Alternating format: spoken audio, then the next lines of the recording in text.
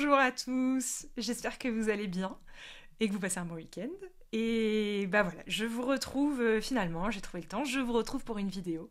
Et dans cette vidéo, j'ai senti un réel élan à aborder avec vous un sujet qui n'est pas des plus simples à aborder, qui est le sujet de l'argent.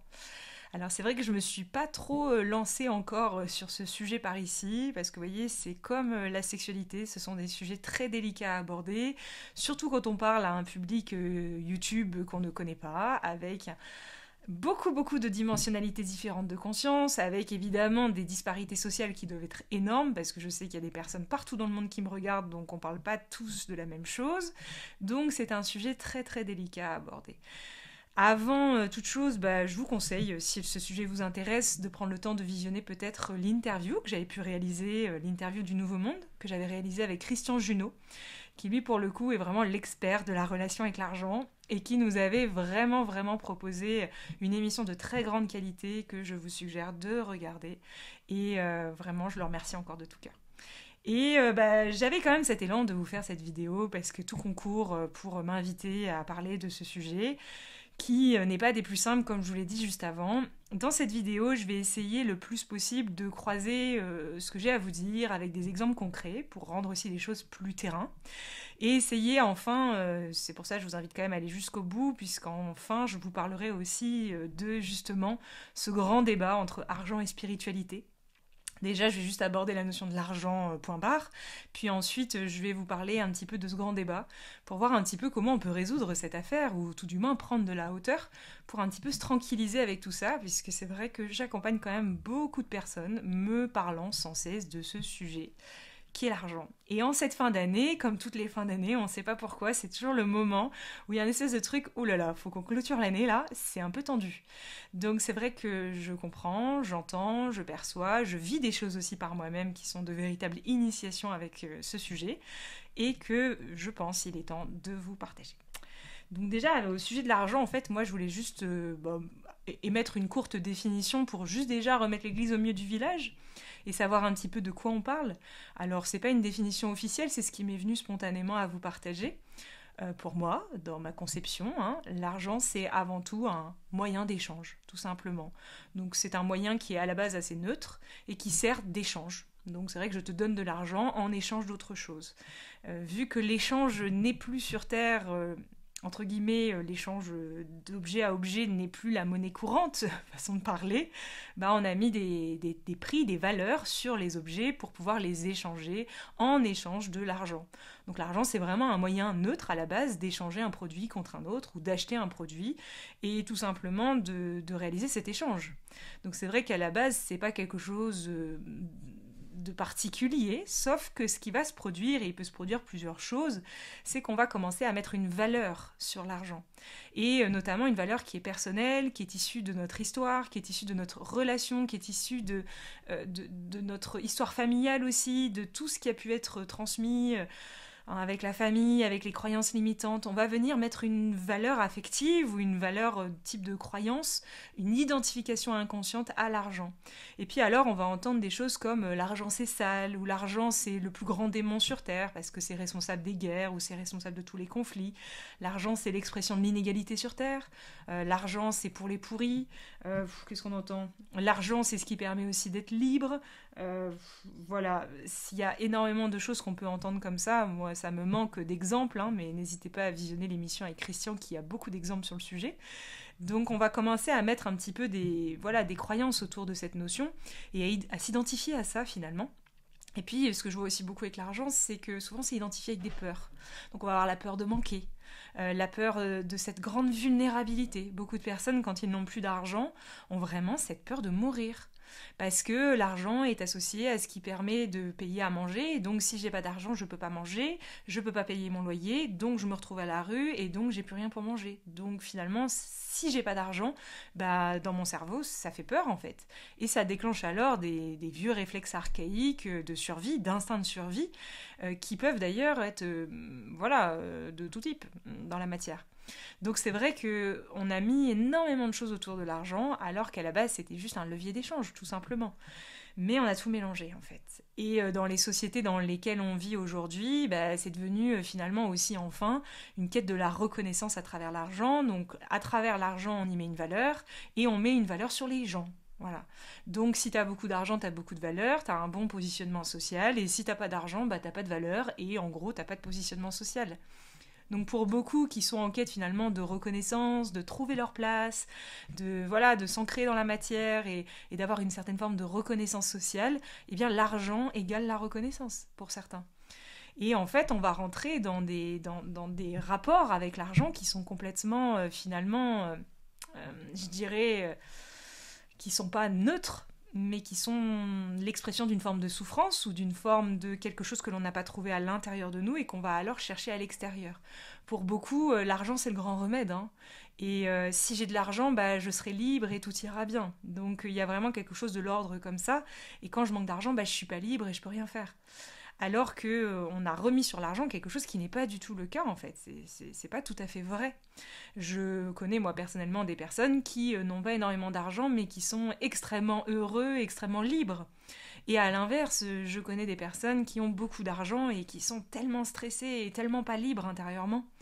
Donc faire une association entre l'argent et la liberté, ou entre l'argent et la saleté, ou entre l'argent et ceci, toutes ces associations en fait sont fausses d'un certain point de vue. Elles ne sont que le reflet d'identification inconsciente et de projection inconsciente qu'on entretient vis-à-vis de ça. Issu de notre culture, issu de notre histoire, issu de notre famille, issu d'un ensemble aussi et d'un inconscient collectif. Donc voilà, ça c'était pour planter le décor et pour vraiment vous aborder ce sujet aussi avec peut-être plus de tranquillité.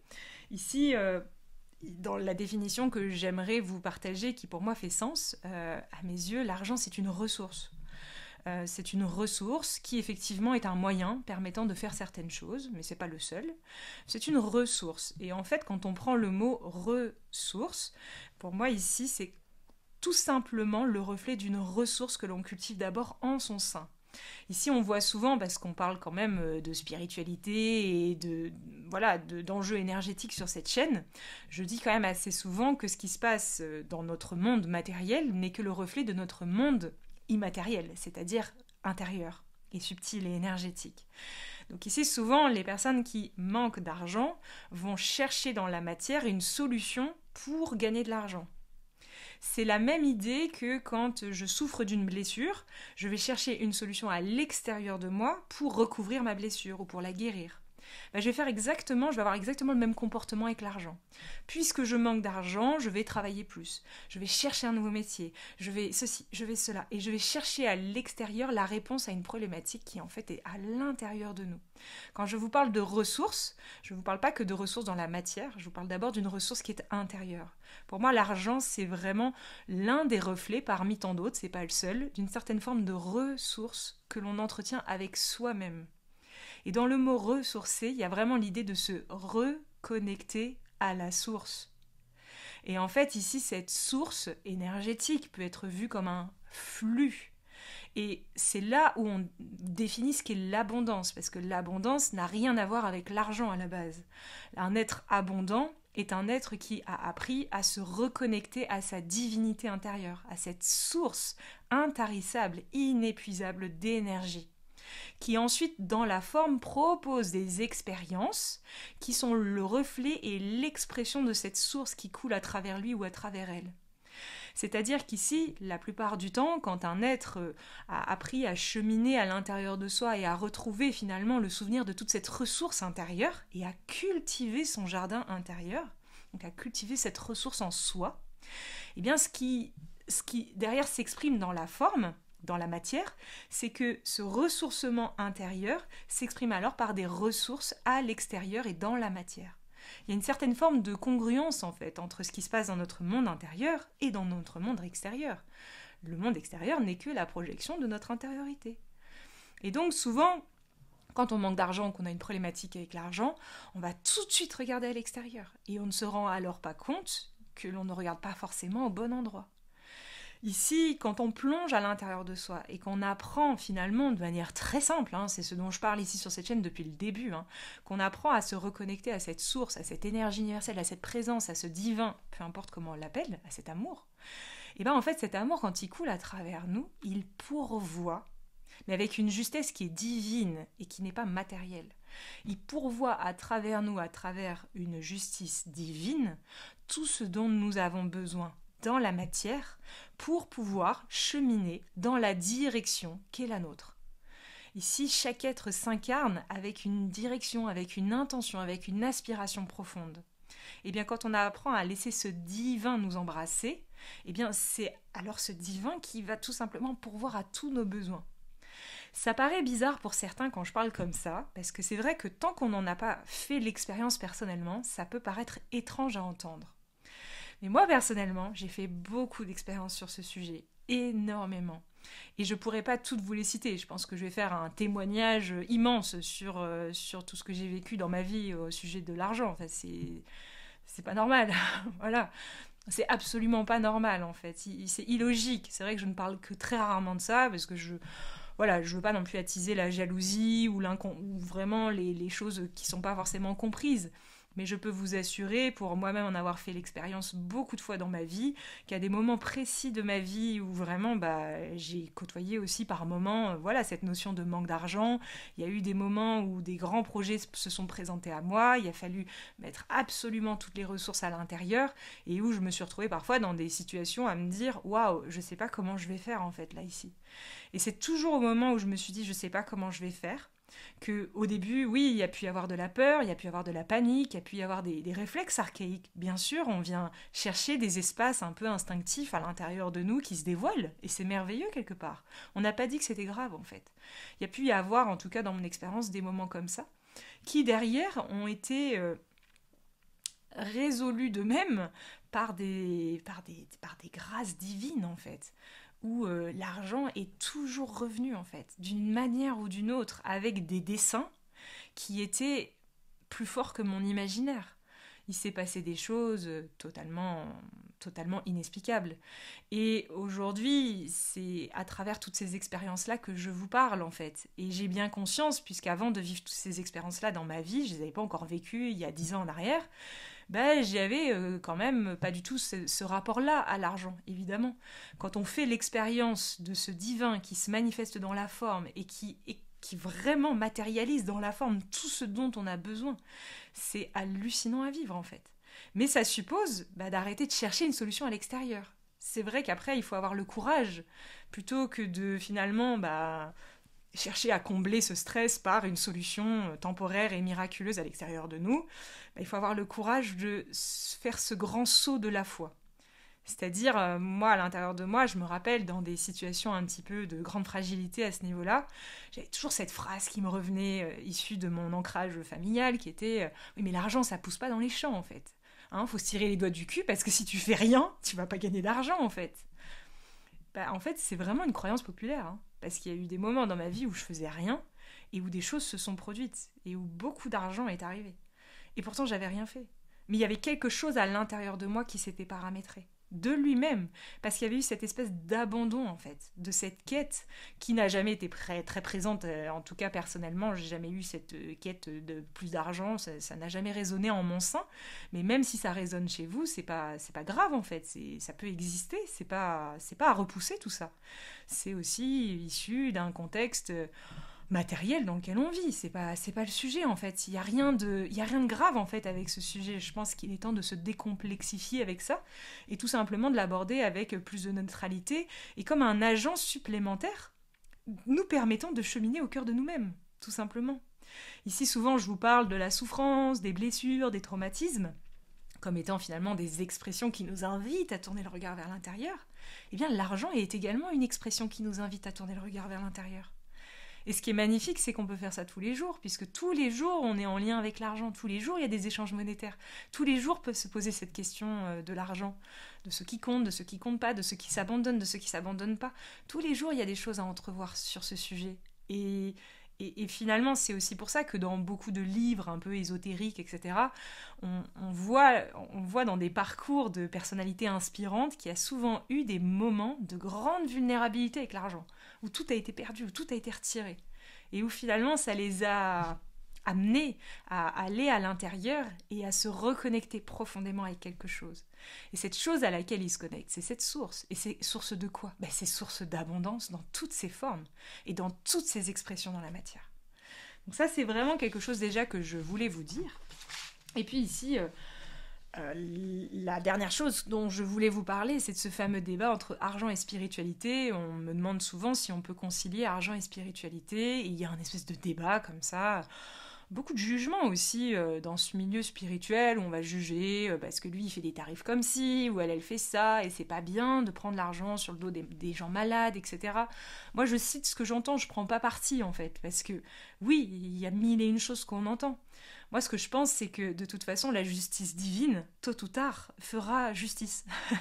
Et que tôt ou tard on est rattrapé en fait.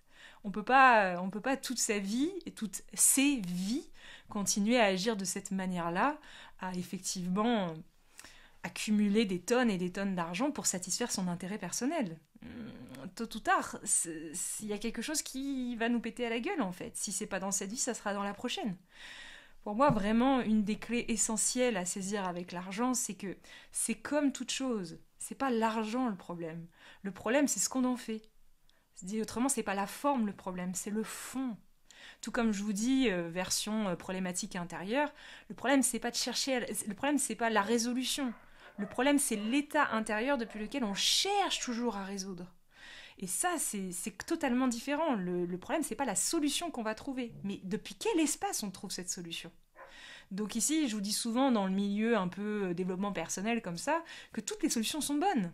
Que ce qui va compter, c'est depuis quel espace à l'intérieur de vous cette solution est tombée dans le creux de votre main. Est-ce que c'est depuis l'espace de votre tête qui a réfléchi? Est-ce que c'est depuis l'espace de votre cœur qui vous a guidé? Avec l'argent, c'est exactement la même chose en fait qui s'applique. C'est un jeu de miroir en fait. Ce qui compte, c'est pas la forme, la quantité ou quoi que ce soit. Ce qui compte, c'est ce qu'on en fait et le sens que l'on y donne par rapport à ce qu'on en fait. Et ici, une des meilleures manières finalement assez poétiques et belles de réconcilier argent et spiritualité, c'est tout simplement de mettre l'argent au service de notre divinité. Et au service finalement de ce qui est demandé souvent, c'est-à-dire spiritualiser la matière. C'est souvent comme ça que se rencontrent spiritualité et matière. Donc souvent le conflit entre argent et matière, entre argent et spiritualité, c'est un conflit entre la matière et la spiritualité.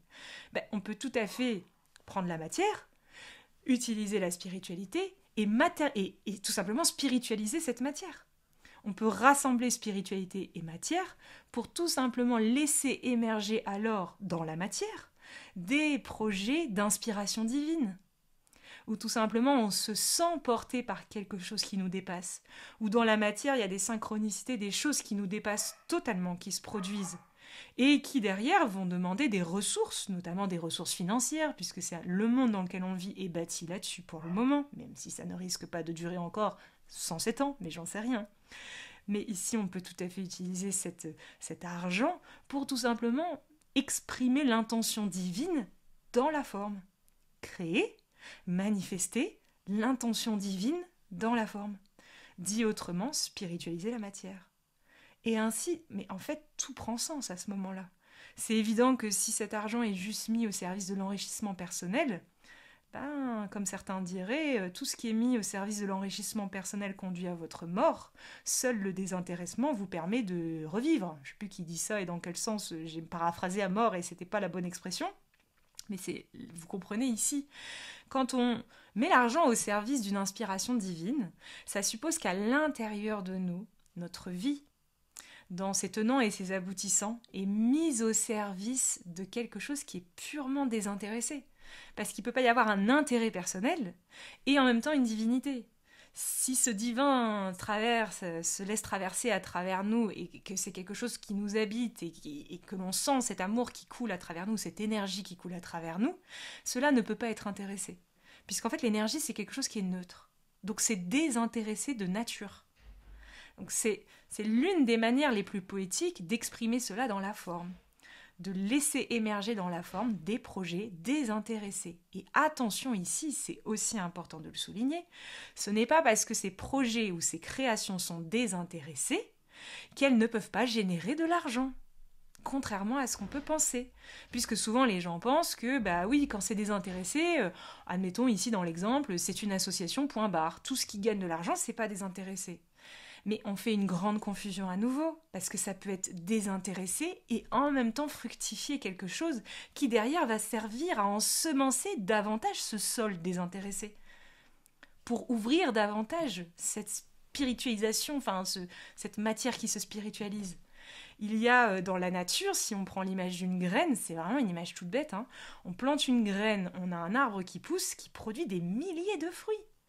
Donc ça veut dire qu'ici, si ça produit des milliers de fruits, ça veut dire qu'ici, un projet de cœur totalement neutre et désintéressé peut produire des milliers de fruits.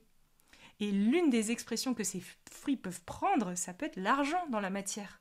Parce que l'argent, ça permet de faire fructifier, c'est pas la seule manière de le faire, parce qu'il y a aussi d'autres cheminements dans différentes typologies d'incarnation. On a des êtres qui ont foulé le sol ici sur Terre et qui ont créé des choses incroyables sans argent. Donc on n'est pas non plus en train de dire que l'argent est indispensable. Non, on peut faire aussi des choses autrement. Mais ça dépend tout simplement du chemin de vie de chaque être. C'est pas parce que certains utilisent l'argent comme levier que cela fait de ces personnes des êtres malsains ou mauvais. Et c'est pas parce qu'il y a des êtres, à contrario, qui en apparence n'utilisent pas l'argent et n'ont pas besoin de cette ressource pour manifester ce qu'ils ont besoin de manifester, que cela fait de ces personnes des personnes meilleures. En vérité, tout dépend du dessein, en fait, divin, qui est là à l'intérieur de nous. Je dis souvent, il y a cette âme qui est incarnée dans ce corps, et cette âme dispose d'une mélodie et d'une intention. Et dans la manifestation, dans la forme, dans la matière, ça peut prendre mille et une mélodies, en fait. Mais puisqu'on s'attarde sans cesse à la forme, et qu'on ne prend jamais en considération le fond, eh bien, on arrive à croire alors que l'argent, c'est mauvais, et que argent et spiritualité, alors là, c'est le bouc émissaire de l'actualité. Donc vraiment ici, sur ce sujet, voilà, j'aurais beaucoup à dire, hein, parce que personnellement, quand je dis, et je le redis, et je le redis, c'est quand même un peu chiant au bout d'un moment de toujours dire la même chose, mais j'arrête pas de le répéter quand même, quand je dis ici, et très souvent, et tout le temps, que tout ce qui est proposé sur mon site, cet accompagnement avec ces retraites, ces stages, etc., tout ça c'est payant, c'est pas gratuit. Et quand j'explique de manière tout simplement pédagogique et simple que tout ça s'est mis au service de projets de cœur qui, dans la logique qui a été proposée, et c'est pas moi qui l'ai choisi, j'aurais préféré que ce soit autrement à vrai dire, il y a besoin d'argent. Et que tout ça s'est mis au service de ça. Quand j'explique ça, vous pouvez pas vous imaginer le nombre de messages que je reçois de personnes me disant « C'est trop beau pour être vrai ce que tu racontes. C'est pas vrai. Est-ce que tu as une preuve de ce que tu avances ? Est-ce que tu es sincère ? Est-ce que c'est vrai ? » En fait, il y a tellement de personnes qui mentent et qui se servent finalement du mal-être des gens ou de choses comme ça pour s'enrichir et pour finalement faire de l'argent facile sur le dos de tout le monde, qu'on en devient méfiant. Mais la méfiance, c'est l'expression d'un manque de connexion avec soi-même, en fait. Hein.